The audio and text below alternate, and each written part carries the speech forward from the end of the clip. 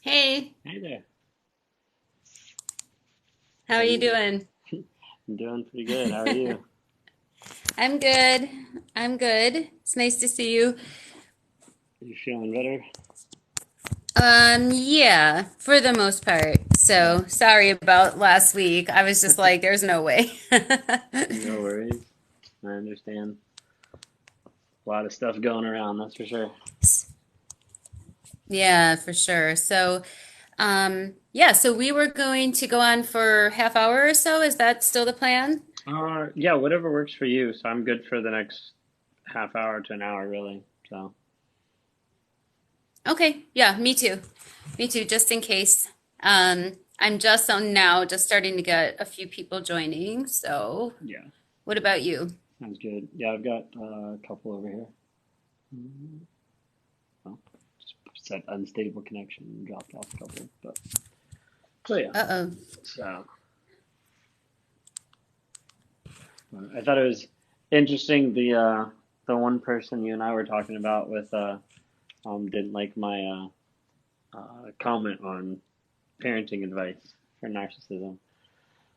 Thought that was You know, interesting. and I just, um, yeah. So like, I don't even want to like bring up who that was or anything. I don't want to Right. give them more attention, but like, I have no respect for that, especially for, I know that you and Lee and people like you are going to get more targeted, obviously, especially with traumatized people. Right. But when people are helping other people and giving sound advice, like the advice that you gave is literally in the research. Hmm. Um, Right. and I was just like, wow, that's not okay. So I don't, yeah, here we go. It looks like I had a little bit of a delay. Now I'm getting people.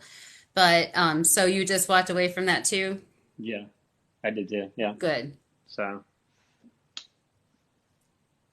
otherwise, it's easy for I me don't to get, get sucked into that kind of stuff and pull out more of my narcissism jumping into those type of arguments. yeah. Very much Hi, so. Chris. Um, yeah, but you gave exactly the right advice. It's backed up by all kinds of research and by all kinds of psychologists. So there was Right. literally nothing to complain about there. And I think you're absolutely right. You don't spoil a child and make them feel like they are the very best at everything and they can do no wrong. That's how you end up with a narcissistic golden child who will go on to abuse other people. It's just, it's basic advice. So, Exactly. good advice, but it's not out there, you know? Right. No, for sure. I was inviting a couple people. So, good. So let's see. Whoops. Oops. I think I accidentally invited you to a match. Oh, I don't think it did it. I want to see. Let me cancel that.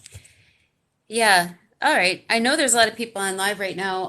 So we'll see who comes over. But did you want to talk about anything specific or just There's kind of see what people have to? Yeah, I was wanting to see what people had. I feel like there's a couple things we were going to talk about at the end of the last one, but I've forgotten by now of what those couple things are. So I was looking into a couple things earlier. Have you ever read this, the narcissism epidemic? No, but I've heard of it. Is it Hmm. good? It's pretty good. I read fairly much. It's like a hefty read, but it was like a good read in one sense. So Um, it's a little bit older though. It was copyright in 2009. So some of its references are a little bit older, but it was kind of interesting because in reference to just that other person talking about like narcissism and parenting and stuff like that, I actually looked up because they have a whole chapter on parenting. Um, Mm-hmm. and it talks about like how like narcissism has like grown over the years. No, And no. I think one of the things that was like interesting, I kind of looked through earlier just to have something to bring up as well. But one of the things it says in here is like many of today's parents instead seek to raise children high in self admiration and self esteem, partially because books and articles have touted its importance. Unfortunately, unfortunately, much of what parents think raises self esteem, such as telling a kid he's special and giving him what he wants, actually leads to narcissism. So I thought like Yeah, that was interesting. Well, from my understanding of that is in part because deep down they know that they're not the best at everything, and if they're told all the time, oh no, it wasn't your fault, it was the other kid's fault, or oh, it's your teacher's fault, or Right. blah blah, like all of those things. Deep down, the child is able to observe that they are in fact not the best at baseball, Hmm. right, or whatever it might be. And so from what I've researched, and maybe you could add to this, but that actually is where the seeds of that toxic shame come in. So rather than the parents saying, I love that you're trying this, it's super awesome that you're willing to do something new that's a little bit challenging, we're proud of you for that, but you have to practice if you Right. want to get good at it. Instead, they're being told, well, you're the best. What's the coach's fault? And the kid deep down knows that that's actually not the case. So that's actually not filling them up. It's causing an insecurity that deep down. I mean, what are your thoughts on that?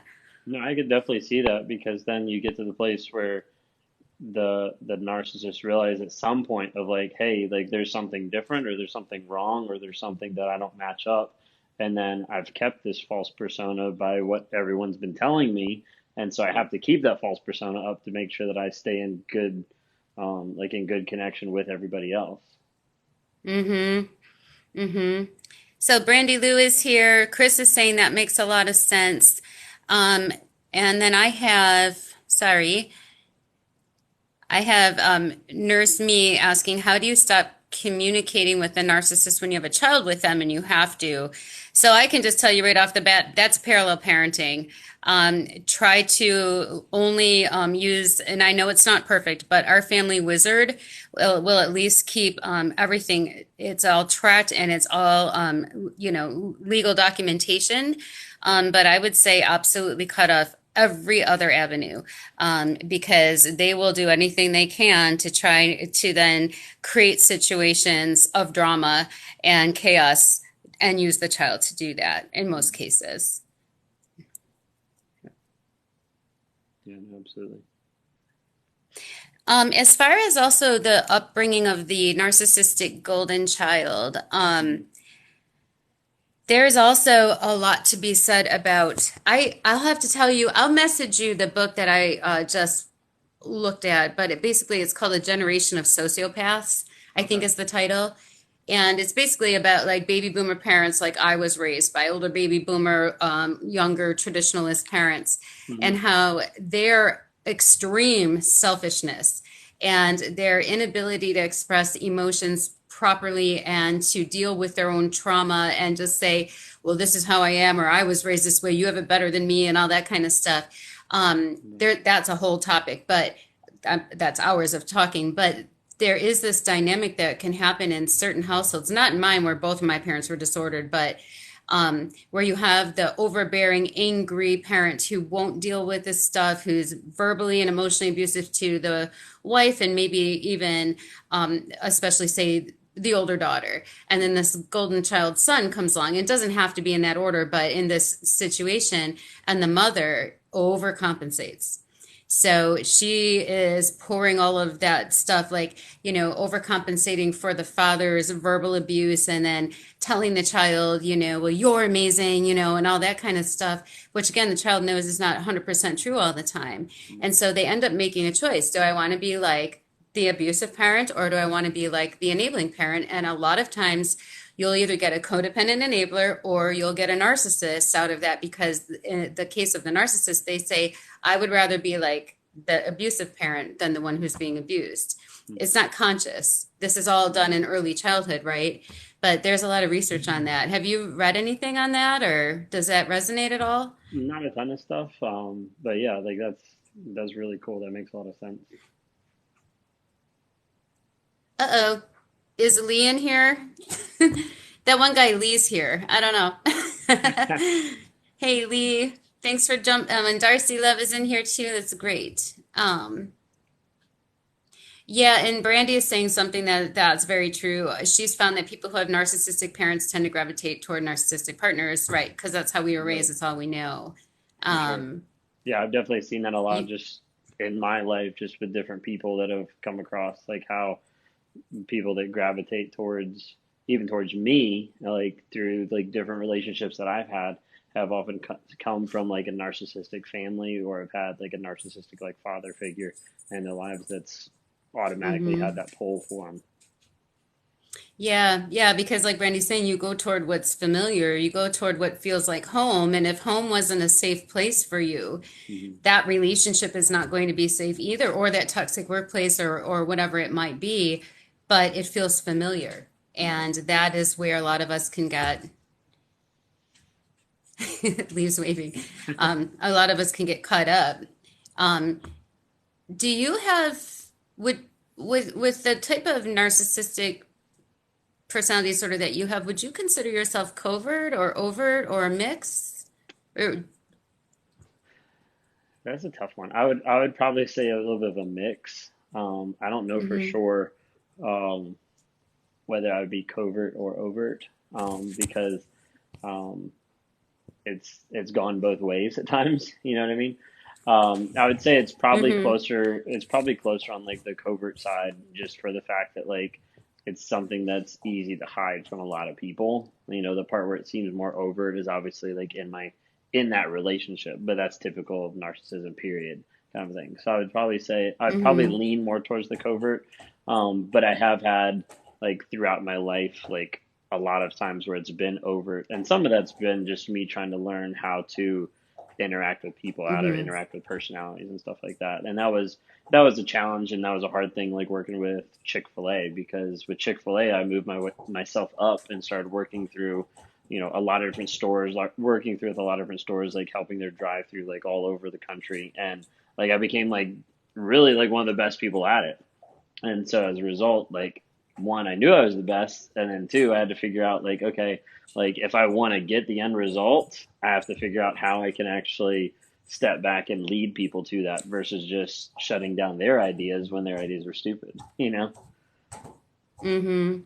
That's interesting. I want to come back to that. I just have to, Lee's teasing me because he did a live a while ago where he said, I see y'all just bending yourself, backwards over these people that are a solid four when y'all are tens. And Hmm. he just told me, and so I made a video on it. He said, stay away from those twos and fours, Heather. That's So awesome. that's fun. Um, it's interesting though, because like you legitimately worked your way up into that position, Hmm. right? And you said your career is your passion. There's nothing wrong with having that as long as it's balanced. Right. Was there a point where you found it becoming unbalanced? As far as like my work, Hmm. or, oh yeah, like my Like work, how much you were getting out of it? like how much I was getting out of it, how much I was putting into it, like there was no balance with work or anything like Mm, that. So like uh the last full year I worked for Chick-fil-A, I averaged for the entire year 60 hours a week.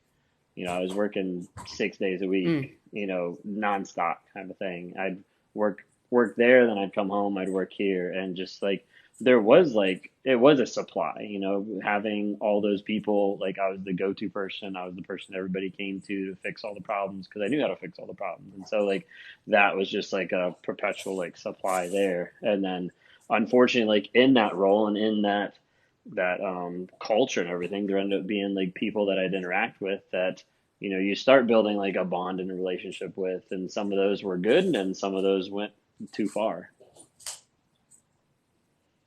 mm-hmm, mm-hmm. Yeah. So that became so rather than like, and by the way, someone was asking about your wife. It's Hope in the Healing, right? Is Yes. that her handle? Hmm. Okay. Yeah. So Ben's wife has her own channel. I think she's doing a great job. Hope in the Healing. You can all go follow her. Hey, Seabreeze. Hey, Anna. There's a bunch of good people in here. Yeah, if you don't go Um, follow her, give her some love. She's been struggling posting because every time she gets on there, she reads some of those negative comments of people like saying like maybe you're the narcissist and all that kind of stuff, and that's been really hard for her to kind of like work through. She's been probably like every other day she's kind of like, I uh, think I should just delete the account. And I'm like, no, like you had people ask for it, you had people that like want to actually hear your story, like keep posting. But she's struggling to post every day for it. if she wants to talk to me about it, she's welcome to. I shared with you that years ago I would have been the same way until I started a community Facebook forum and that changed all of that. I learned how to just block. Yeah. Um, I just block trolls. I know a lot of people will use them as content, and that's I'm not saying there's any right or wrong there, but for me, personally, I just would rather just keep that out of my content and keep. I don't want my followers to get triggered. Mhm. So, these trolls, that's what they're there for. That's their whole purpose. It Right. probably has not much to do with her at all. So, but okay, yeah, we're getting some good people. So we're really lucky to have Ben here today to talk with us, and we were thinking about making this a regular kind of thing, um, because we think it's interesting to be able to have the two sides of the content trying to help people and coming together. And I think Ben has a lot of great insights. So if you all have questions on my side, it's easier to see them if you all hit that little question box, so they'll pop up and I can see them a little bit better. Um, Trying to remember what we wanted to talk. There was a lot of stuff that came up last time we Yeah, I wanted to feel like talk whenever we about. got off, there was like several people asking like there's like 5 questions that popped up right as we were getting off last time, especially if we're gonna try to keep it close to an hour, like just making sure people get in some questions and all. So, um, Yeah. what would if you had to do like a quick snippet, how would you like put in kind of like a one-liner or two-liner of like the easy definition between like a covert and an overt narcissist? Well, I think the coverts are typically described as being, under the radar. They're much more they're manipulative, sneaky. Um, I think when they're more toward the sociopathic end, which is what I dealt with, they are scheming. It's purposeful. They legitimately do things like hide your keys so you can't get to work and pretend that they found them later. They do all kinds of stuff like that. They start that smear campaign way earlier than anybody thinks they do in the relationship. Like, legitimately, in the first few months of the relationship, they will start feeding seeds of doubt into their family members. I remember being like, "What's wrong with my sister-in-law? Like, is she okay?" Because I just helped her with her resume 3 days ago, and you know what I mean, I'm helping her get a job. Like, why isn't she speaking to me? Well, come to find out, right? Like, he was telling her all kinds of crazy stuff that was absolutely not true, but probably stuff he was doing. Whereas I almost feel like with a more overt or grandiose narcissist, at least in the experience that I have had over the years, at least like, they're out there, like, I'm the best. Right. You can shut up. You don't know as much as I do, or whatever, however they would present that, or in whatever grandiose way they present, where, that kind of haughtiness or whatever. At least people know, and you can be like, yeah, that's just how so and so is, but it's out there. Where with the covert, it takes a lot longer to identify. At least that's what I think. If anybody else has anything to add to that, please do. Um, Yeah, no, that that's definitely just makes sense. that's just based on some of the research I've done, and Right. No, it definitely makes sense. That's a good I like think it gets synopsis. confusing when you're. I think for a lot of victims, it gets confusing when you first start researching, because you're like, oh, they're covert, no, they're vulnerable, no, they're grandiose, no, they're overt, like all that stuff, because they present one way in public, and then when you're at home, a lot of them will do the victim kind of narcissist will do the stonewalling, the silent treatment, the pouting, all that. But they can also flip into this overt, like, raging and slamming things and screaming and, like literally terrifying their spouse. And so that becomes confusing, like, well, which is it? And my whole thing is like, the abuse is the answer. The abuse is the closure. The minute that starts happening, either covert or overt, something's really wrong. But sometimes people get wrapped up in figuring out what it is, and it really doesn't matter, right? Like, Yeah, that makes sense. it, I know my wife would be like the first to say like when she first met me because like she was already working, she was working at Chick-fil-A and I joined and that's how we met.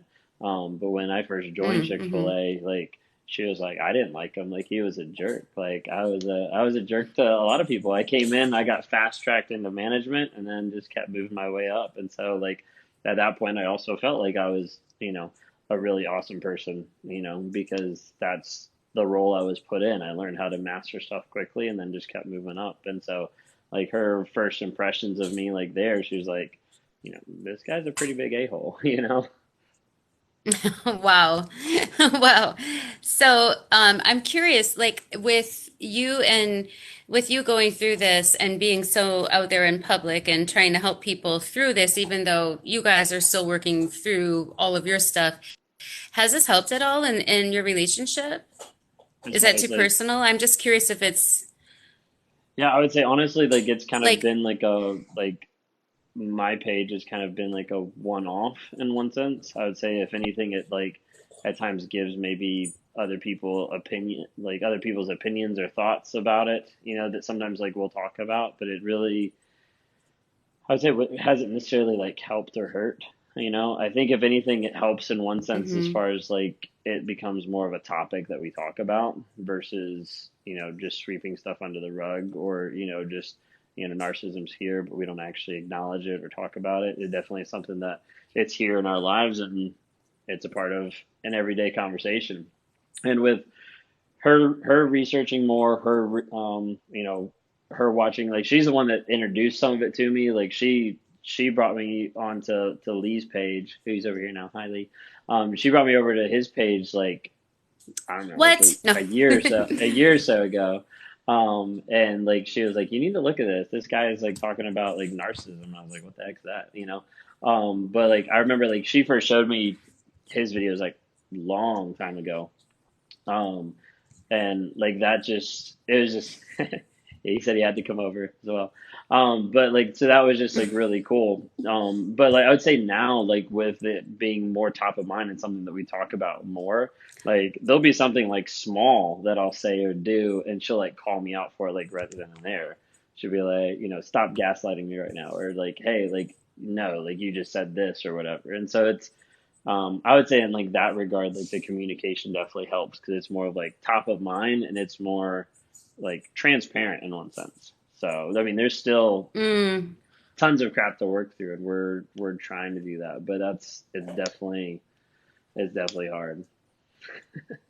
I I think that's such a good point because for the bat and again, Ben and Lee, they are atypical. They are in that top 1% of people who are actually going to do the work. So please, nobody on my side get any hope about this, about your relationship working out because almost every psychologist or therapist out there is going to tell you it's not going to. But I do think that's wonderful. And what you just said, I think is what so many of us struggle with is that you can't talk to the narcissist about anything.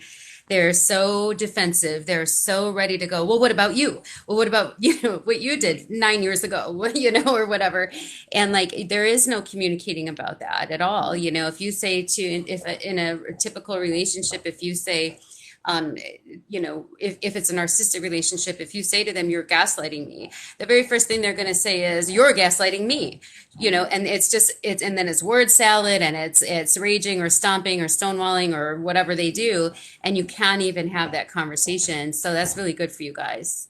Yeah, I think for me, like it's been more opening and just like starting to just open up and like say like, hey, this is something I struggle with. Like just admitting that makes a whole world of a difference. And I know like that's not typical for someone who even struggles with narcissism to even admit it.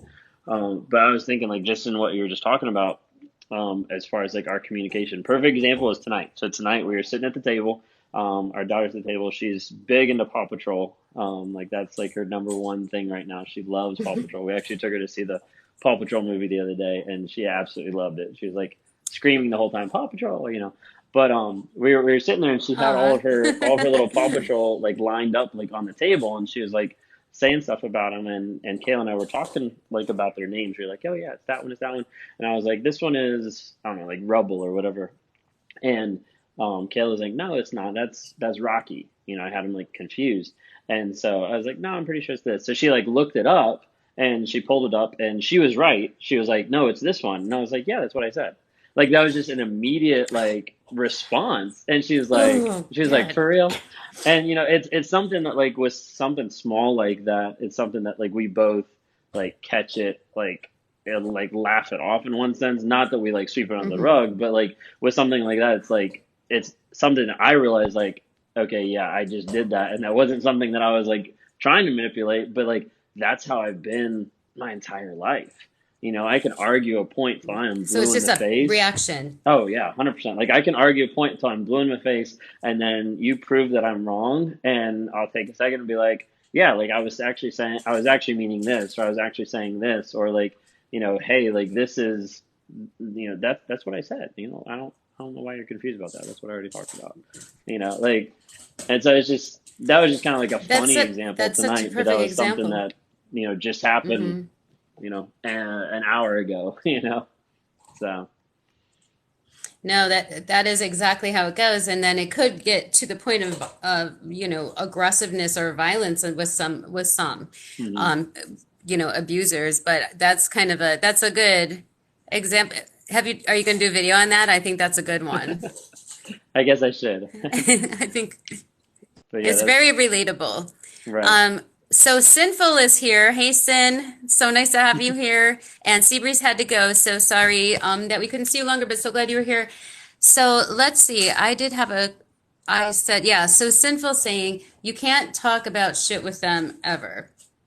Like, like with the majority, you Mhm. can't because the defenses are there, and it's so hard.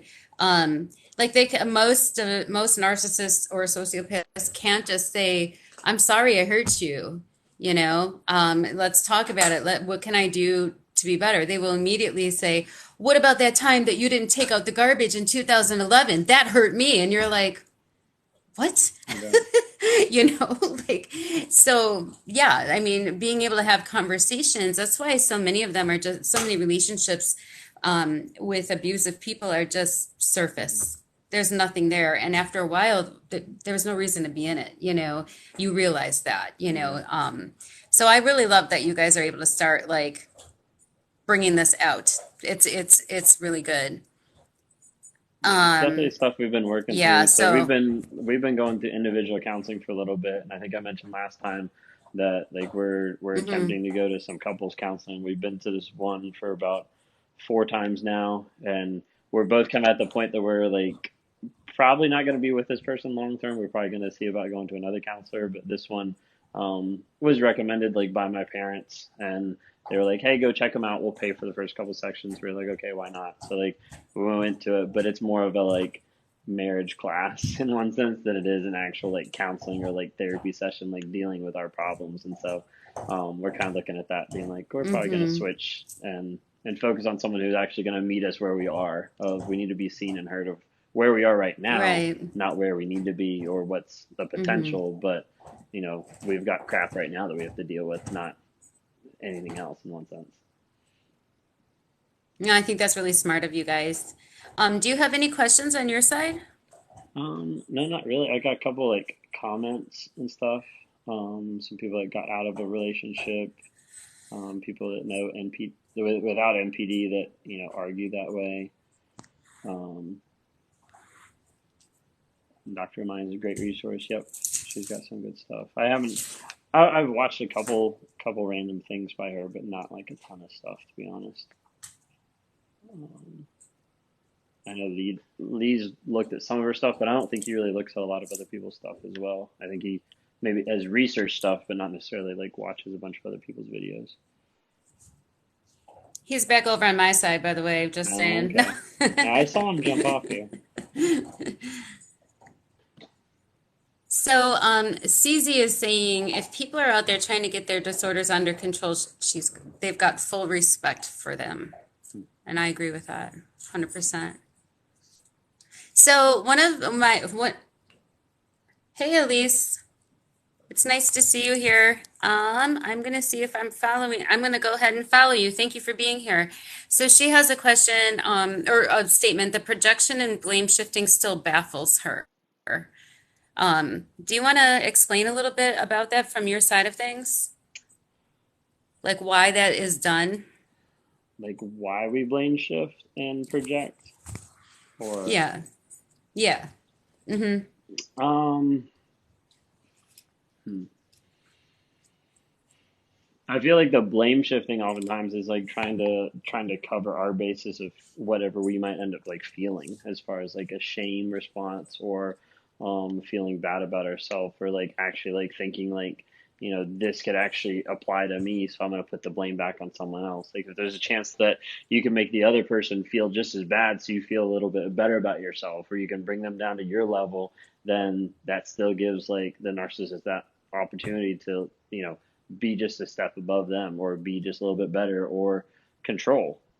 A lot of the narcissism is about like that control. And when you have someone who's willing to let you Mm, control, like that's that ultimate, like that high and that supply in one sense. So, um, mm-hmm. projecting, I don't feel like I have a good enough answer. Do you want to add maybe a little bit about projecting, and I can maybe touch base on that? I'm trying to think specifically of Yeah, like, so, well,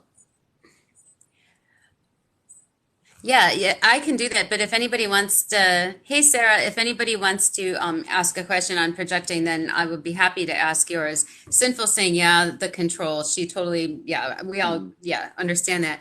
Um, I've done videos on that though, where what they're trying to do is rather, you know how like there's always that idea of reaching down to pull people up, right? Like in leadership models and things like mm, that. And so I've done videos on that where they'd rather pull you down to be at their level.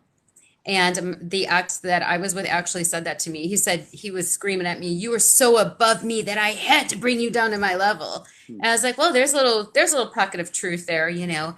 yeah, Um, why would it be not the like from your perspective, rather than pulling someone down, why don't you want to raise up? Does that feel like too because you'd much have to admit that effort? you're Is it that wrong. you don't get, ah, Like okay, typically, like interesting. admitting that you're wrong, or admitting that like your false persona of something that is good or right or perfect or whatever, admitting that that is actually like flawed, or there's something wrong with that, is, like trying to cut your arm off. Like So, typically it's like I'm trying to think of how to like put it into words in one sense, but like, actually like there was times like early on in our marriage, like the first, I don't know, half of our marriage, first like 4 years, where like it was like physically painful if I was faced with it 100% to actually have the words come out, I was wrong. Like mm, that just like wouldn't happen. Maybe I was less right. Maybe something like that. But like actually saying like I was wrong, like, at times it felt like I'd rather cut my tongue out than actually like say those words. Like it actually felt a lot of times like it was like physically impossible to actually like get it out in one sense. just so the pain of that was just, yeah, sins laughing. That made me laugh too. Lots of laughs, or laughing out loud at less right. That's um so like the pain of having to say I was wrong and all the toxic shame associated with that from before, that's, part of the disorder. That is so much harder to face than causing an argument or projecting or Mm, deflecting onto your partner. I know that it always felt like to me, if he could pour his shit onto me, he immediately felt better. You could see it. He was just, I was upset now. I was the one who was hurt. I was the one who had to carry that around. right. And he was like, do, I'm going to go play video games or And at whatever. that It point, was he's just wondering like, wild. what's your problem? Like, why are you upset now? Is that actually a thing? Is that true? That what's your problem? It's over is a real thing. That's not just a manipulation. No, like that can very much be a real thing. Like getting like getting it off your plate somehow, and then the other person, how. So like if I'm like really upset about something, or if I'm like down or whatever, and I communicate that, and then that provokes a reaction, good, bad, or whatever, Mm, from my wife or from someone else, and then that person's in a mood, like then for me, like it can either trigger like shame of like, okay, well, I screwed up because I made that person like that, and like oftentimes um, that'll often start like a lot of like frustration, anger, and it could even like trigger some like rage stuff, because at that point, you're like, I don't know how to fix it because I made that happen. I don't know how to fix it, so I'm going to make it Mm. worse so that I can feel better about myself. And then you can walk away being like, they're the ones who aren't handling this well. Right. And that's really, thank you for sharing that. I think that's probably helpful to a lot of people. Um, so, geez, I've So I got so got much. You all, if you wanted to put questions in that little question box, that's easier to see. Because I want to make sure that we're asking Ben your questions. But let's see. I got one person that said, like, do narcissists ever Yeah. repent? Typically, I would say like they pretty much never repent because they're to repent, you have to actually admit that you're wrong. You actually have to admit that there was something you did wrong and then apologize for that. And just saying you're sorry, like, isn't really an apology. Like, that doesn't, that doesn't change anything. So He's trying to play with his squeaky toy, and I keep telling him, "No, not right that's now, Bear, awesome. not right now." Um, I'm not allowed to do it. I'm pretty sure he's also a little bit narcissistic, as you see. He has to have the attention. Ringo, no, nobody likes that right now. Um, so CZ is saying when they project it's so confusing because it's far from the truth. And as an example, he accused me of being manipulative and then said I was the narcissist. That's kind of what we mean by the projecting. Does that make sense? Yeah, that makes more sense. So, I mean, oftentimes like projection in that sense is a form of like self-preservation. It's almost like a form Mm-hmm. of like realizing that might be something that I'm embodying or whatever, but if I can put that on the other person, then they're gonna feel the same amount of shame, or they're gonna question, or it's just a simple deflection tactic. If I can get you on the defensive, then that takes you off to the offensive off of me. That's enough. Sorry about that. So what was the No, last you're part fine. you said?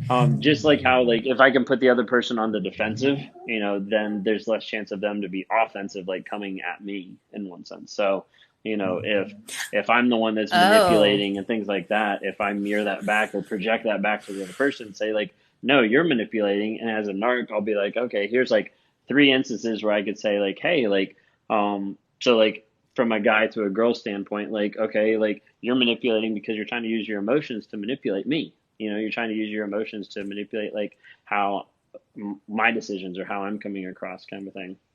um when in reality, like, that's not what's happening, but the narc doesn't know how to handle those emotions or how to navigate those because they haven't actually worked through that progression.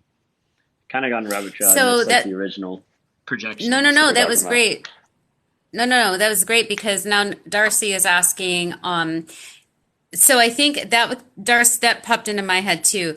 So she's asking, can it be a subconscious thing? Because on the other side of it, it feels like it's planned a lot of times, or that it's they're waiting to be able to just, attack you. The But the way you're projection thing. describing it, it almost sounds like a defense, yeah, like a defense mechanism in some ways, rather than looking for that opportunity to attack, which can be the case with a sociopath or an extremely malicious covert. But Right. you're describing something a little bit different. Yeah, for me, a lot of times it would be more of a reaction. And that's right now, like, there's been multiple things that like my therapist and I have been like walking through and talking through. Like, one of the things we're starting to dive deeper into now is just like the ideas of like attachment and how I attach to people and things like that. But like one of the things we've been going over as well is just like the idea of like safety and like feeling safe. And where like I could be in a Hmm. safe environment, but if I don't feel safe, then I am gonna project. I am gonna lash back. I am gonna like, it's that fight or flight kind of mode or whatever. And so like it ends up being like a subconscious thing that ends up like triggering like really quickly. And if that argument or whatever doesn't feel like, hey, I can be seen or valued or heard, even if I'm completely wrong, it ends up just lashing back at the other person. So that's a lot of layers of self-defense. A lot of layers, for sure.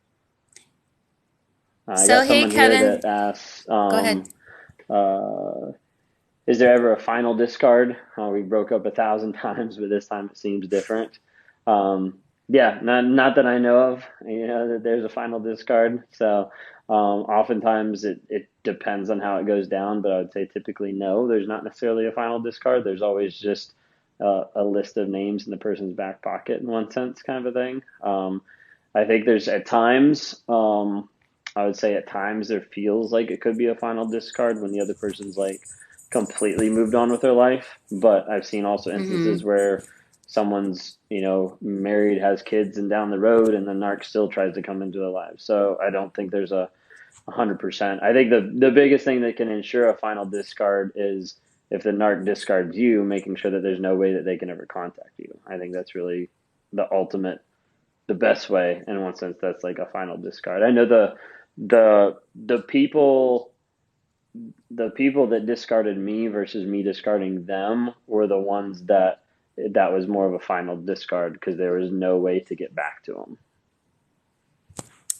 Listen to what he's saying. This is why I'm always saying block him everywhere, even Venmo. I'm not even kidding. OneDrive. I know that sounds crazy, but I can't even tell you all the different ways that this guy tried to keep getting at me because I left him while he was at work, had a bunch of friends sweep in, grab my personal items, and I already had my house. We were setting it up for like 3 weeks. I had all my furniture and I was gone and served him with the PPO. And as soon as that PPO expired, and I was like, seriously, Venmo? Like, this guy's ridiculous. I legit have wasp spray at my front and back doors, and I had and got the ring because I know it's not he can't handle it. And Right. I'm the second spouse of his that left him. It's just the first spouse couldn't leave him quite the way I did because they had kids, but she already had a Mm. house lined up too.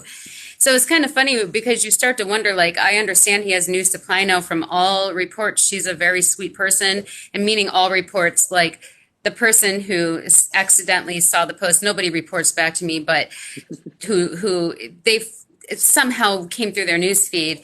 And basically the message I got was, oh no, this person is a sweetheart. And I was like, and I know that eventually there's going to be some sort of way that he's going to try to get back in for some sort of triangulation or whatever, and I legit have zero interest in him, and he better not try to contact me again because I will file another PPO. But um I think that's kind of like what is scary for a lot of us. Like some people, while they're still trauma bonded, are hoping for that, one more Right. one more connection or contact, but those of us who are way out of it want nothing to do with that. So Mhm. it sounds like what you were saying is if you make it as absolutely difficult as possible and you will follow through, then that might be the ones that they go, that one's off the shelf finally. Like they're not an option anymore. Yeah, so I think like one thing that's, I guess, just going off the one of the last things you said, like with the trauma bond and like wanting to go back to that person.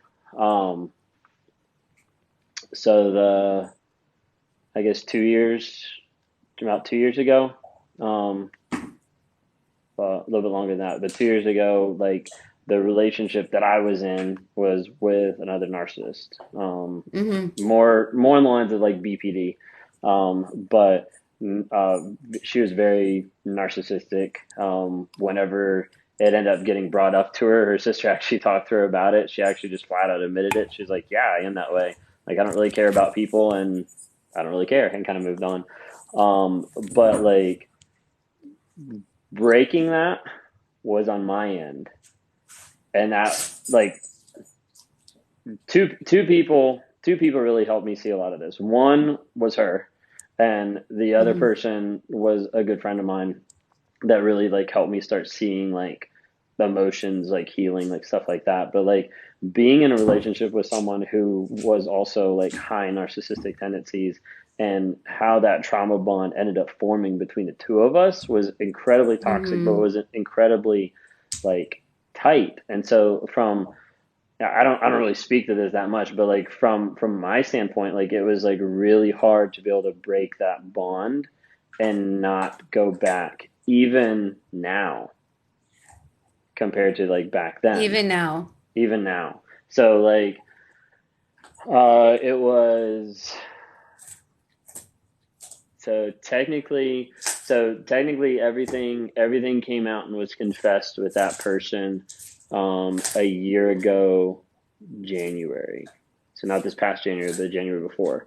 And that person still was in our lives all the way up until November. Wow. Trying to And hoover you? Hoover, but I mean, some of it was just like still trying to be in like all of our lives, like same friend groups, same interactions, like everything. And Mm-hmm. it was, I mean, and it was wild. I mean, there's a lot of, I don't know, there's a lot of crazy stuff with it, like being in the same friend group or being in the same like location, and her bringing like another boyfriend over and flaunting that in front of me, like triggered me constantly.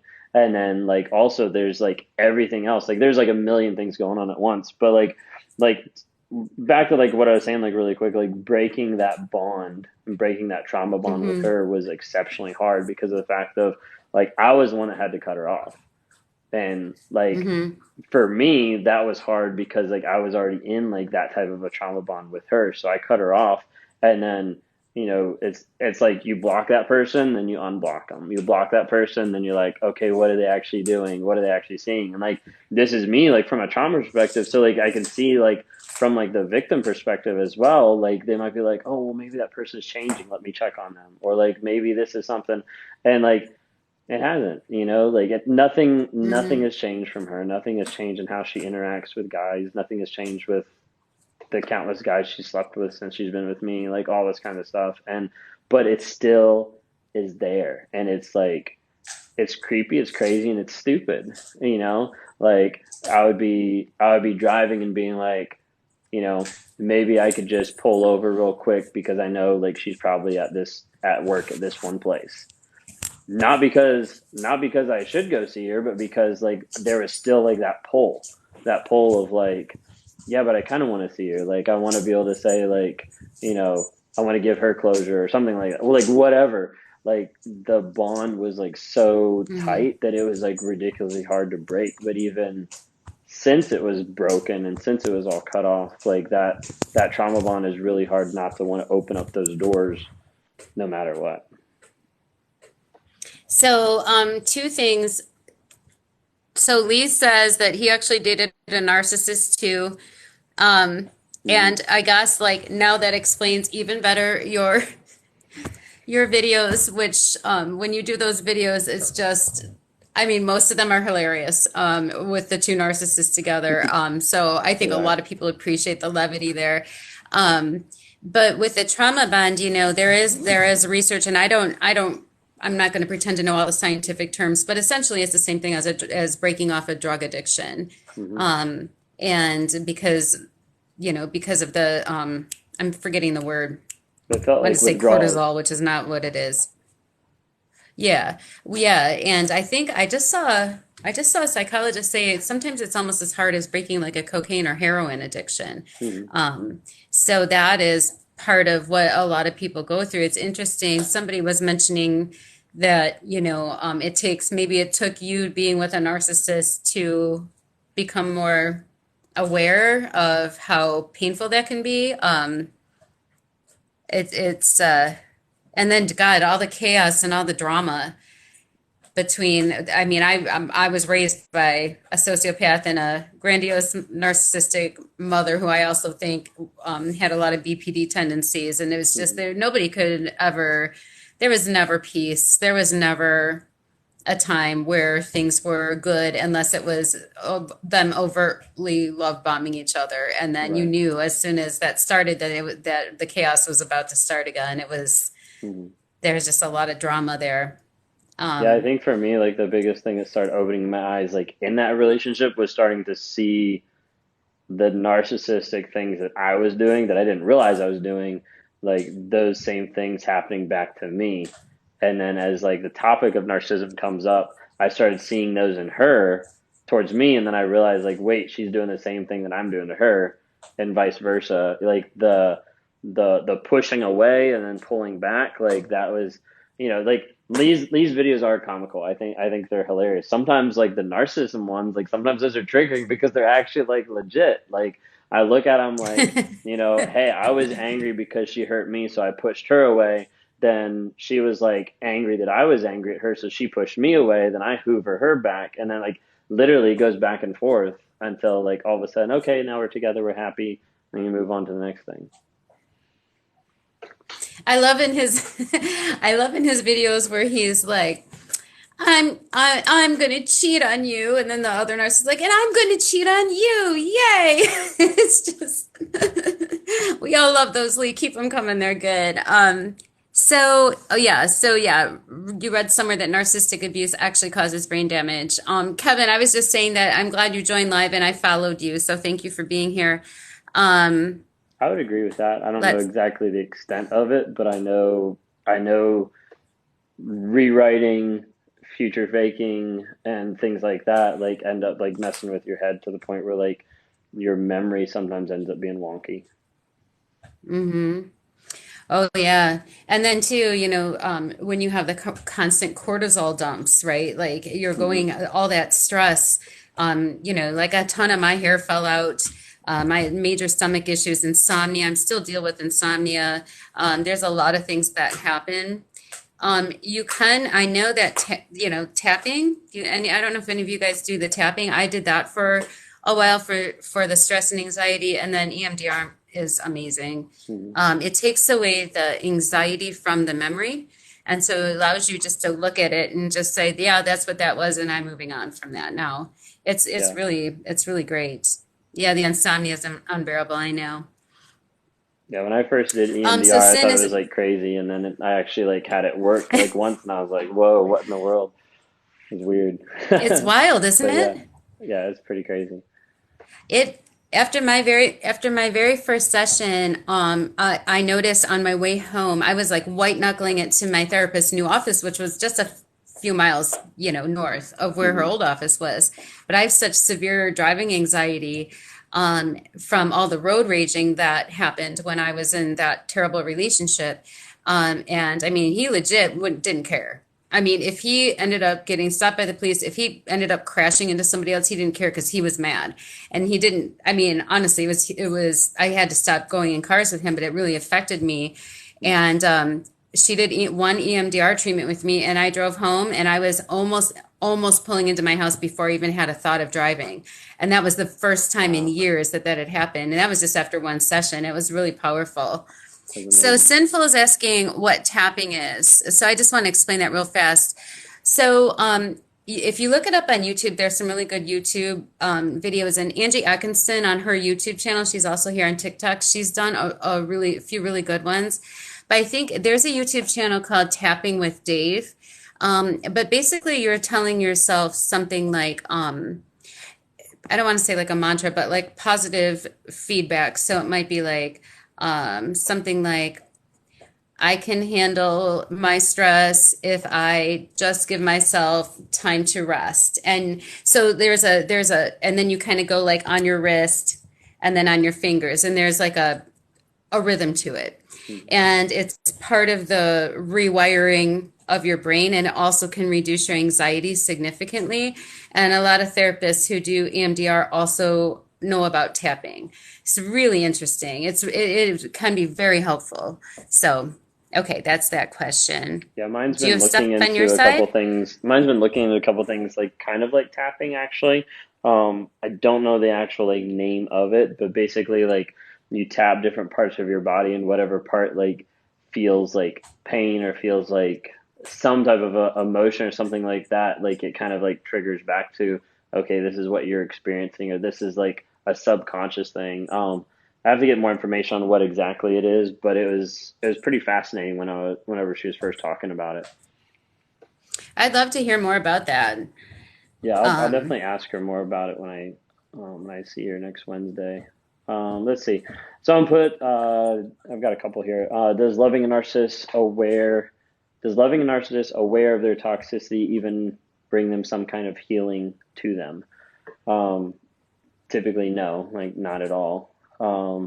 I I Wait, think they're, like loving it out of you, kind of a, yeah, like loving it out of you. yeah. Yeah. So I mean, I've seen some aspects where I feel like there's aspects at times that it does help, to the point of like where the narcissist can feel maybe less shame in the moment. But I Hmm. wouldn't want to say like yes, it does, because like that's like a 1% or like a 0.01% kind of a thing. Like it's not typical of narcissism at all, to be able to do that. Because I mean, typically your love isn't No. going to match up to the love that they already have for themselves. So until they actually get to a place where they can admit Well, right. who they are and like the shame that they're hiding and that's deep down inside in one sense. Yeah, and the thing is too, like the more love that you pour into a lot of these people, the more permission you are giving them to continue to act exactly the same way, right? Like so Hmm. for a lot of us, it's like if I can just love them well enough, if I can just show them that I'm not like their abusive parents, if I can just model for them what love looks like, they will finally get it and they'll love me back. And years later, it's the same stuff because you can't love somebody out of their traumas. You really can't. We are responsible for ourselves. You can Right. be supportive, but you cannot love it out of them. You will be like me, and it'll be 10 years, and you're finally like, I'm done. Hmm. Where I should have realized it within 3 months. Now looking back, but um, you know, and a lot of narcissists will do the unconditional love with their victims too. So like that's what I heard. Like I want us to love each other unconditionally, no matter what, we're going to be there, for each other. And as he like started to realize I might have already been on the, I don't think he knew, but I think he was starting to suspect things. He said, well, I thought that unconditional love would keep us together, and no matter what I did, you were going to give me the time to turn around. I'm like, it's been a decade. I mean, I don't, Right. so that unconditional love is a trick, but to a lot of us that were raised in abusive homes, it sounds good on the surface. Hmm. But, love between partners has to be conditional. There has to be give and take. There has to be equal effort put in, and when you're the one doing all the loving, it's not gonna work out. Right.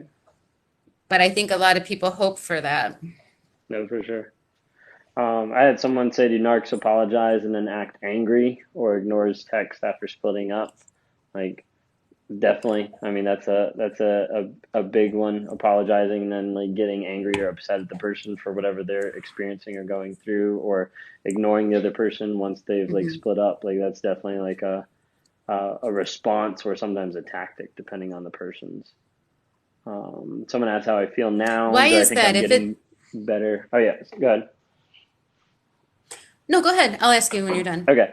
Someone asked, how do you feel now? Do you think you're getting better now that you're addressing your narcissism? I wouldn't say that I feel like I'm like getting like 100% better, but I feel like there's like progress, maybe like 1% better, every month or something like that. Like it feels like painfully slow. I feel like in one sense, getting better is I'm still, I think I'm getting through or past like the admitting stage, and it's more or less like how do I actually deal with this crap? Like how do I actually, Hmm. part of it is like I need to change like my behavior and I need to change my actions for sure. But then like how do I actually get to the root cause of it? How do I actually change like my mind? Like how do I actually change like the thoughts that get triggered or like the confusion that I have in my mind about, myself or other people or how they're interacting with me, like that whole thing, like a lot that we're still dealing with and like working through. Hmm. Um, Sinful saying any progress is progress. And CZ, I don't know if you've gone over to Ben's side yet, but if you want to go over and follow him, please do. They're saying that they have full respect for getting as much help as possible. So agree. And a ton of respect to you and Lee for being so open about all of this and helping so many people. I mean, it's really, really important for all of us and for the people who follow many of us to be able to follow both of you and really just hear it. Like you neither one of you, are you're not pretending it's better than it is. Mhm. You know what I mean? You're just like, well, the reason we cheat is this, and this. That's the end of it. Like people need to know that. They need to have that, side of it. And I think that we all appreciate both of you very much. So I know what I wanted to ask you about. I know what Oh we yeah. were talking about at the end. Do we have time? Yeah, go A ahead. little bit of time? I Yeah, know we're going over. I'm fine. I'm good So till 10. So remember let's take at it the easy. end, okay. So remember at the end of our last live when you were saying about how when your wife is like, stop, I need some space, don't touch me. And you were like, almost like you thought that it seems like she's flirting with you. And so then you'll be like, oh, I'm not touching you and stuff like that. And you brought up how it's almost like the way a child is Hmm. receiving things. Right. I think we were getting questions on that at the end. Do you want to talk about that at all or? Um, yeah, so like I think like for me, like some of that kind of like push pull at times from the narcissism, a lot of times they're like viewing that as being like, okay, this person's actually like flirting with me, or this person's actually playing like hard to get, or this person, they might be like twisting in their mind of like, hey, this person's trying to manipulate me, so they're like trying to go back to that person at the same time. My dog's in here. But like, for me, like a lot of times it's like um, it's more like a challenge, I guess. Like I remember we talked through some stuff as far as like boundaries and like boundaries for narcissists, like, Mm-hmm. that's where the narcissist is like absolutely like to the wall, like, I got to figure this out. I got to figure out how I can break it because like a boundary is oftentimes like a challenge. Like if you think about it from like a narcissist Mm-hmm. perspective, like a boundary is like Everest. It's like, how can I do that? How can I climb that? How can I surmount that? Whatever it might be, but oftentimes like it comes across more of like a challenge than it does of like, hey, this is a boundary that's in place like out of love or out of like respect for the other person. The narc's like, no, that's like a challenge. Like bring it on. Let's figure out like what we can do with this. Do you know why that is? That's a good question. I'm I mean it's fascinating. I'm getting tons of great comments over here. Because that's why so many times like those of us who are doing the trauma recovery coaching are saying like boundaries aren't for them, they're for you. Like a Mm, narcissist is absolutely going to boundary bust you. That's not what it's about. But when you lay down the boundary, there has to be consequences.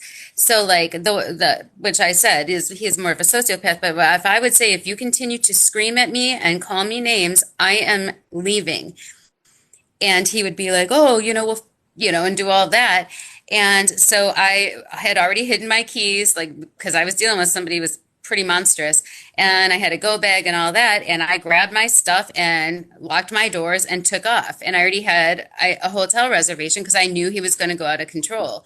And he texted me like nonstop. And so I just blocked him from my phone and I bought a bottle of wine and I took a shower, didn't even open the wine. I was crashed out, best sleep of my life. And like, so he was just furious, like, how dare I? And I was like, I told you, mhm. you are not going to scream at me like that anymore that way.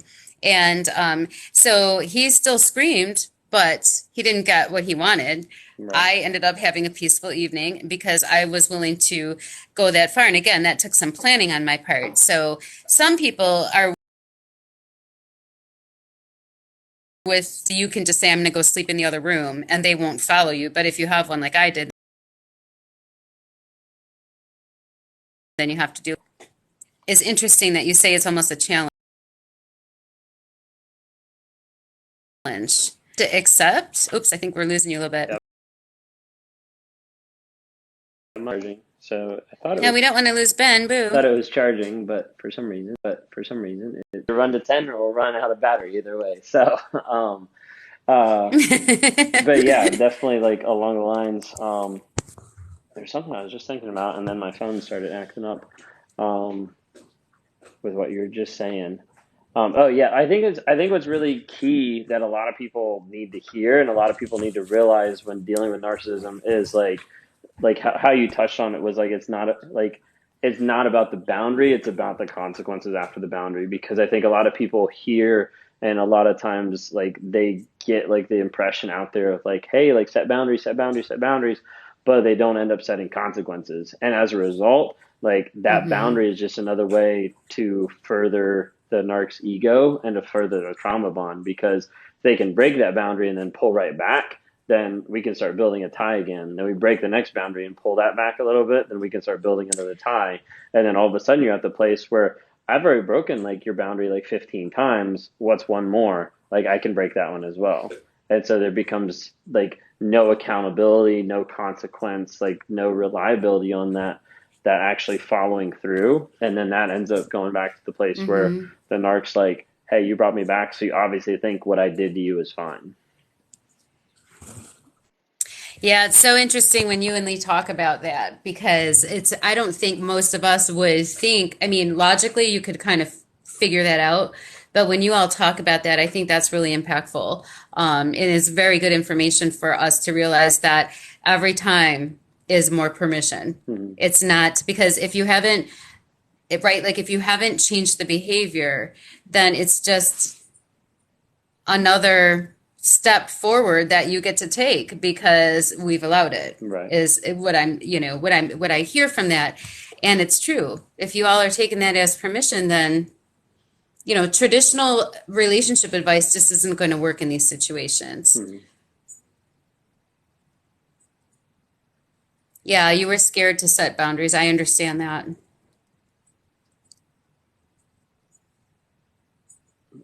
Sorry, I'm getting more. Very good. Yes, it's like dating a toddler. It's not a healthy relationship. I had a couple people comment about that. Um, Yeah, I just saw a few of those too. Yep, so childish. right. Which I mean, again, a lot of it goes back to that upbringing. A lot of it goes back to like if you want to see like narcissism in its like pure form, like you can see that in like your 2 to 3 year olds, because they don't realize they haven't Mm-hmm. grown, they haven't developed their emotions and how to process their emotions, etc. But when you end up having that in a full grown adult that thinks they're the best thing ever and can do whatever they want, it ends up being a very bad thing.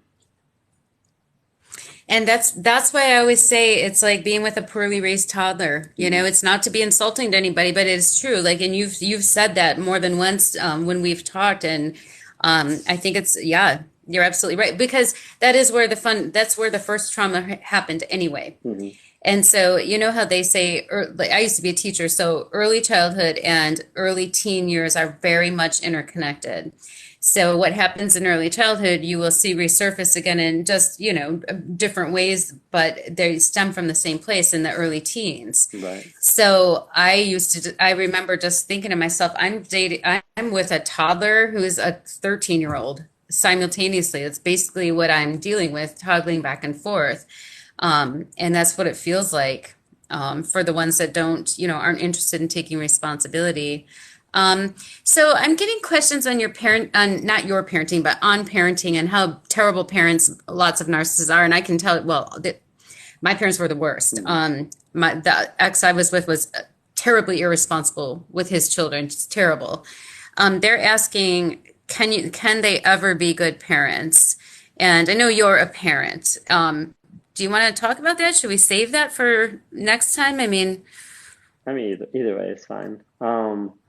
I think for me, like there's times where there might feel like a trigger of like hey, like this is how I'm supposed to be as a good parent, and other times there might be a trigger of like that disconnection of okay, the kid's crying, like why are you crying? Like in my head, I'm like shut up, that kind of a thing, which everybody deals with like different frustrations and stuff. I think the hard thing for like the narcissist is to try to figure out how do you start to emotionally connect and emotionally build a connection with your child that is one that they feel safe and that you're not controlling or manipulating what they're doing. Um, and so it's like it's a lot, like it's a lot mm-hmm, mentally. So I think for me, like one of the things is like watching like my wife like interact with our daughter and having interactions with her and seeing her like get down on our daughter's level and be like what's wrong, like being able to seeing them connect at times. I think there's times where that starts opening up a little bit more doors for me of like okay, this is a possibility, or like this is how it happens. And I don't like the phrase like fake it till you make it at all, but like there's times where like I might try to Hmm. model something after how my wife interacted with her daughter because I know that's what connects with her. And then over a period of time, like that slowly becomes slightly easier or slightly more of a habit to do, but it's not natural in one sense. It's more of a learned behavior at times. Well, so it sounds like though what you're saying is that in your specific situation, you are willing to observe and learn and apply that. And through that process, it sounds like you're able to start opening up that part of yourself because you're willing to learn. I mean, it doesn't, all of us, if, I mean, in so many capacities, like we have to be willing to learn.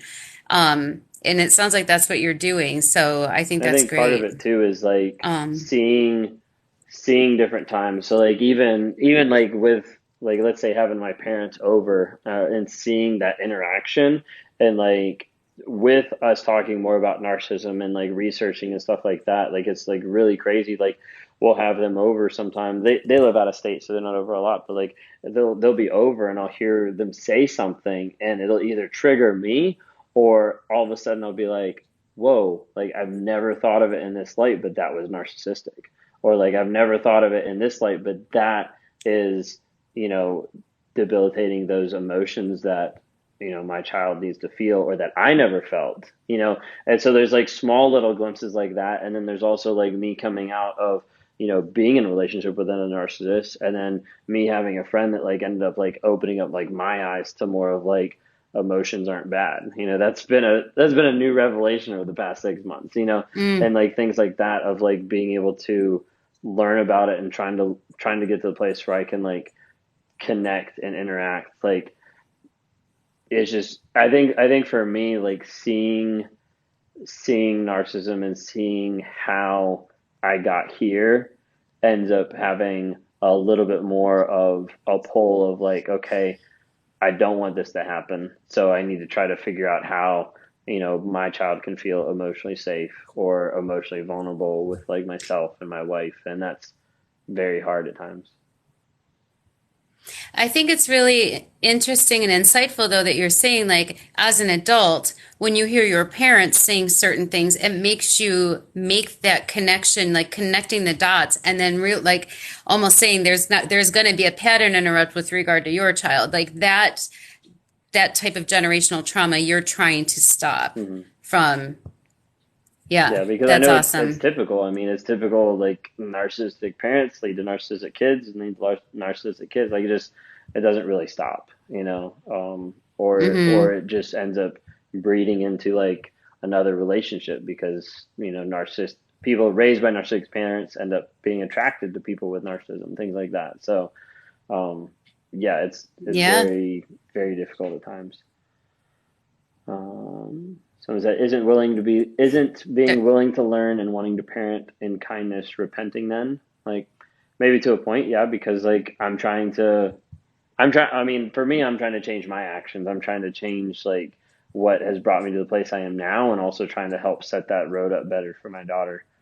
Um, Someone said, can a narcissist change their ways at Hmm. all? Typically not, and I would say most of the time no, because what needs to happen is I would say oftentimes something outside of the narcissist. Like um, I've referenced it before, like even in videos. Like for a narcissist to change, I think it needs to be a higher power than just the narcissist, and I also think the narcissist has to be able to admit that they have lies, like lies to themselves, lies to others, but like the biggest lie that a narcissist tells is to themselves, that they can't connect, that they Hmm. can't interact, that they can't feel safe, that they can't, be loving or whatever it might be. Like the biggest lie that's like embedded so far down deep, multiple layers in the subconscious, ultimately is the lies that the narc tells themselves. Yeah, that's interesting because I used to think to myself earlier on, before I got out, like if he could, and I remember even saying this, if you could just admit how traumatic your childhood was, the therapist is telling you that you need to dive into this. If Hmm. you can just admit that you've, because he's diagnosed. I mean, I'm not like this. there was an actual diagnosis here. But just like if you could just admit the things that you've said and done, then maybe there you would have a chance at happiness, whether it's with Right. me or you'd have a chance at having, because he always is like, my kids, they could care less about me unless they need money.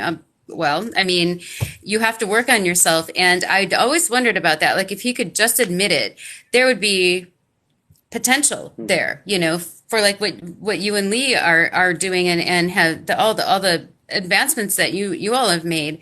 Um, because it sounds to me like from what Lee describes, but also what you're saying is like if you're always going to be a narcissist, right?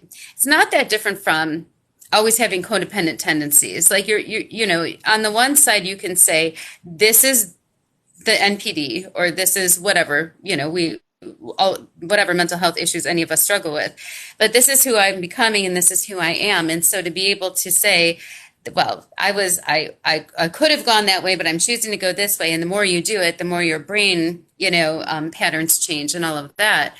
But you have to be able to be willing to say, yeah, this is who I am and this is what I've done and this is what I have. And if you're not willing, and like you just said, the vast majority are not, Right. that I mean, I think we all just really have to remember that, that Lee and Ben are giving us a lot of great information, but don't wait to have your spouse take the road that they are, I think the vast because they can do majority it on like, their own. If they really mean it, they can do it on their own. mhm. Yeah, I think the vast majority like don't realize that it's just they're unaware either consciously or subconsciously of the lies that they've created and put. And I think I remember, I think it was the last time that we were on live. It's like someone asked, like, do you get nervous, scared, angry, whatever, like when your mask slips? And I remember like when we were talking about it, I was like, the thing that scares me is not when my mask slips, it's not knowing what's the mask and what's not. And and I think that's what happens when Well, say that last part one more time. the thing that might like scare me or whatever is not like if like my narcissism fake mask is coming off and people are seeing the real me. It's more or less like when I'm confused, what's the narcissism and what's the real me. And Right, like that's the part where right. it gets like really like freaked out and really like confusing because like you're battling with your mind, you're battling with like what's going on, and like just how you're saying like here's the narcissism, here's like the person, like when you're totally in the narcissism you can't see anything else than what's there. And so you have to really like break through like your own frame of like reality to be like, this isn't actually all that it is. I'm not actually all that it is, and there's other things out there. There's lies that are keeping me actually boxed in. But being able to slowly start to slide that over and see a different future, or see a different side of me, or see a different like person, and then slowly be like, okay, can I actually admit and push through the lies to actually slide that over and see more of that versus like, no, like I'm going to stay in this Mm. narcissism side. It all depends on those lies. Well, because I would imagine for the vast majority of narcissists, it's just much safer to stay as they are Yeah. in their It feels minds. it feels safe. It feels safe. You could be in the middle of the most chaos, the most frustrating time ever, and it feels the most safe because in your mind you're still somehow in control. So again, we're coming right back down to that defense mechanism of control, Mhm. because I mean it shows up for all of us know about that. Right. And it's so I think everybody wants to feel safe, right? But if we're going to talk about the difference between victims and survivors of this type of abuse, and then narcissists themselves, safe seems to be worlds apart, Mhm. from what you're describing and what we're saying. We just want peace, we want calm, we want to know that we can be heard, and that doesn't sound like what a typical narcissist would Right. think of as safe. Like you just said, as long as all the chaos is going on, you feel Yeah. Yeah, it's like I interesting. joke with I've joked with Kayla and like other people before. I was like, that's That's probably honestly why I don't like roller coasters because I'm not in control. I'm the one getting jerked around, thrown upside down, stuff like that. Like I don't like roller coasters, like period. You know, but That'd probably be another good video. That's pretty good visual, and that's a good description. right. So So Leah's saying it's my chaos. mm, yeah, Does that resonate with it you? does. It does. That was something I talked with my therapist actually this past week. Is a couple days ago I had some like big emotions and big frustrations and feelings that I was struggling with internally just as I'm trying to deal with stuff. And I was like I miss a year ago in the middle of all the shit I was in because like in that chaos, it felt like I had some type of purpose. In the chaos, you felt like you had some type of purpose. What is the what is I mean, that's a great quote. What is the purpose, would you say? I don't know exactly. I can't explain that exactly. And that's stuff that I'm still Interesting. trying to figure out. But like in the middle of all like the chaos, it felt like there was like some type of, and maybe it's just some type of normalcy. Maybe it's some type of like that control, that high Mm. of like, this is chaos and like I hate it, but like I'm also like manipulating and controlling all these different factors and then coming to the place where I'm like, okay, I'm not trying to be like that. Then there's that, you know, that hands off perspective of like, okay, like I don't actually like where I am now, but I'm not gonna, you know, produce more chaos to get what I want or whatever, but I need to learn how to get there the right way. So that goes back to then that ties right in with what Lee's saying. It's my chaos. So as long as I'm the one creating it, I'm the one controlling it. Maybe Be in the because it's too control. scary to give up that Yep. control. 100%. 100%. So, I mean, I don't, Well, I don't like not driving. There's another example. So like, if we're driving someplace, like 9 times out of 10, like I'm always driving. Like my wife's not driving. If she does drive, it might be if we're going on a long trip and I'm just like sleeping for an hour or two, but that's normally if I'm like falling asleep at the wheel. Otherwise, like I'll just keep driving. Or like once or twice, like she's driven when like I was wanting to read a book or had like some work that I had to do. But like 9 times out of 10, like I'm always driving because I like hate not driving and feeling that like that like control part. Like there's no brake pedal on my side of the car to be able to stop the car when she's tailgating someone. So like that type of thing. Like there's it's my control, it's my chaos if I'm driving, but if she's driving, like I have to give that up. Like no. no, it's another good example though. CZ said they had a revelation. Frightening, it really is.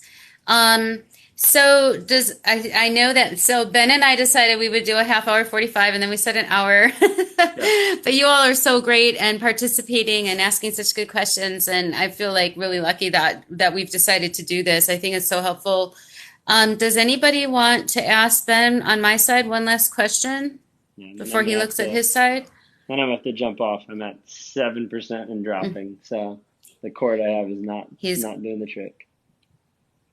He's almost going to have to. I just see a bunch of people join. Do you want to do this again next Thursday or Yeah. the Thursday Yeah, after? we can do that. So you and I can coordinate if next Thursday works or if we want to do it every other week. But as of right now, I'm cool either way. So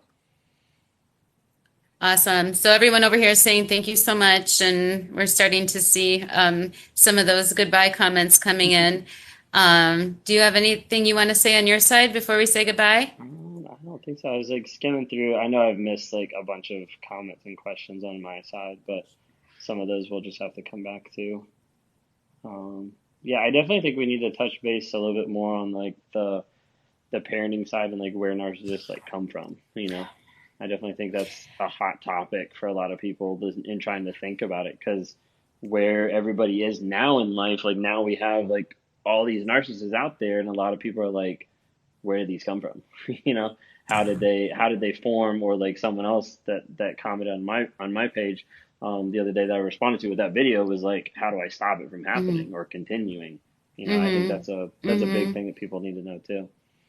So. Yeah, I agree. I agree. And I think that there are so many of, the millennials and Gen Xers who only recently in the past few years started realizing like a lot of us knew how abusive our childhoods were, sort of. Hmm. But when all of this information started coming out, you start putting it together, and then you're like, oh my God, I have this track record of being with abusive people. And, why am I always so anxious or whatever it is, or on the narcissist side, Right. um, the generational trauma, it really has to be broken. And I think that a lot of people relate with that on one side or the other. So, yeah, Yeah. yeah, people are saying, yeah, that they'd like to hear it. And understanding We'll like remember. abuse, because like you have like, Hmm. obviously like sexual, mental, physical, emotional, like all types of abuse that like some Financial. people don't realize. Like there's like forms of abuse that I grew up with that I didn't realize because I'd never termed them as abuse. Like my parents weren't like, physically abusive or like verbally abusive or anything like that. But like the stuff that I triggered from or transitioned from as being like some form of like abuse end up like affecting me. Hmm. Yeah. Yeah. We're Um, gonna keep opening up cans of worms here. if you guys, I have to go too, actually. My partner's supposed to be coming over, so I have to go. But if because somebody's asking if they can keep listing questions after you leave, but I also have to leave. So, you know what? If somebody wants to, one of my Facebook friends here wants to help out with that. I'm just saying that because I have way too many. I can't keep up with the TikTok messages, Right. but Ben and I are Facebook friends too. We could talk about it, but or like, yeah, if somebody wants to message us, we'll figure it out. Yeah. Sounds good. And My phone's yeah, at like but we want 3%, to. so I'm gonna have to jump off here anyway. So Yeah. All right. So thank you. This is yeah, fun. We'll talk and we'll kick it off with the parenting stuff. sounds good. Appreciate it. All right, take care. Thanks everybody for being Thank you, here. everybody. All right, take care.